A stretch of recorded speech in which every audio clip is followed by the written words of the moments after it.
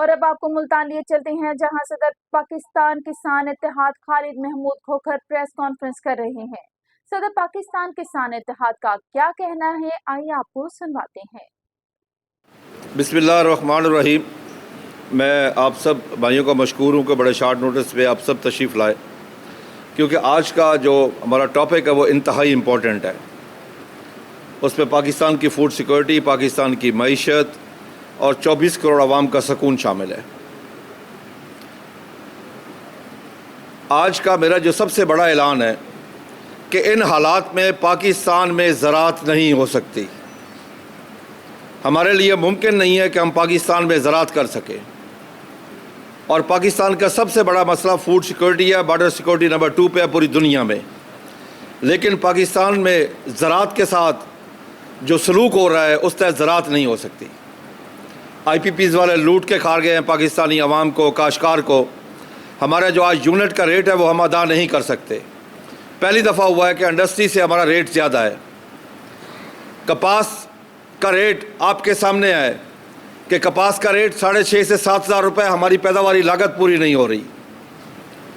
دودھ کے اوپر جی ایس ٹی لگ چکی ہے۔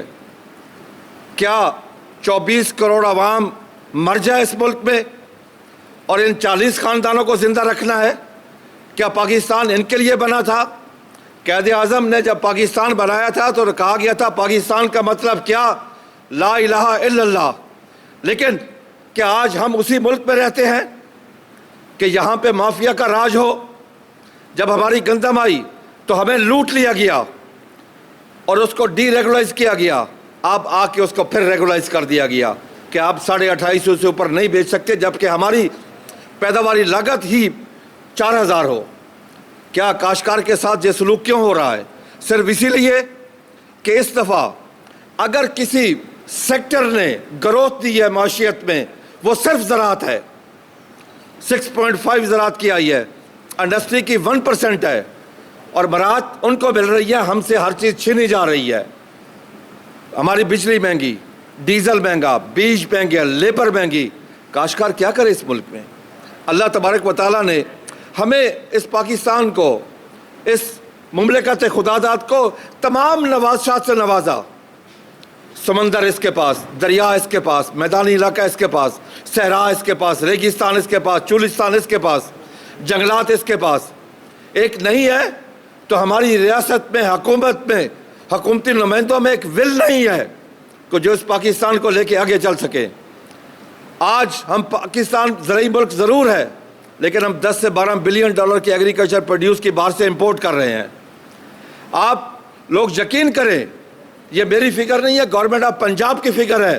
کل میٹنگ تھی کاٹن کی جس میں منسٹر صاحب بھی آئے ہوتے، سیکرٹری صاحب بھی آئے ہوتے، جو وہاں پہ رپورٹ دی گئی، میں اس رپورٹ کی بات کر رہا ہوں کہ پچھلے جون کے مہینے میں یوریا کا استعمال 21% کم ہوا ہے، 16% فاسفورس کھادوں کا استعمال کم ہوا ہے، اور پوٹاش استعمال ہی نہیں ہوئی۔ تو ہم اپنی پیداوار کیسے بڑھا سکتے ہیں جب بیلنس یوز آف فرٹیلائزر ہی نہ ہو کر سکے کاشتکار کی پیداواری لاگت کو اتنا بڑھا دیا جائے کہ وہ افورڈ ہی نہ کر سکے کہ اس میں ان پٹس ڈالے۔ دنیا میں ایسی زراعت نہیں ہوتی، ہمیشہ بیلنس یوز آف فرٹیلائزر کی جاتی ہے کہ تاکہ ہم بہتر پیداوار لے سکیں۔ یہی وجہ ہے کہ آج انڈین کاشتکار، انڈین پنجاب کی گندم کی پیداوار پر ایکڑ ایوریج 55 من ہے، ہمارے پنجاب کی 32 من ہے۔ وجہ کہ ہماری ترجیحات میں نہ زراعت کبھی تھی، نہ ہے، نہ ہوگی، جو مجھے لگ رہا ہے۔ ہم یہ عوام کیا کرے گی؟ ہم نے سبق سیکھا کہ آج سے 1.5 سال پہلے ہم نے 24 خواتین کو آٹے کی لائنوں میں شہید کروایا۔ کیا حکومتی لیول پر کسی جگہ پر کوئی پشیمانی ہوئی؟ کسی نے افسوس کیا؟ کسی نے دکھ کیا اس بات کا؟ کسی کو غیرت آئی کہ 24 خواتین 5-5 کلومیٹر ایک زرعی ملک میں لمبی لائنیں لگی ہوں؟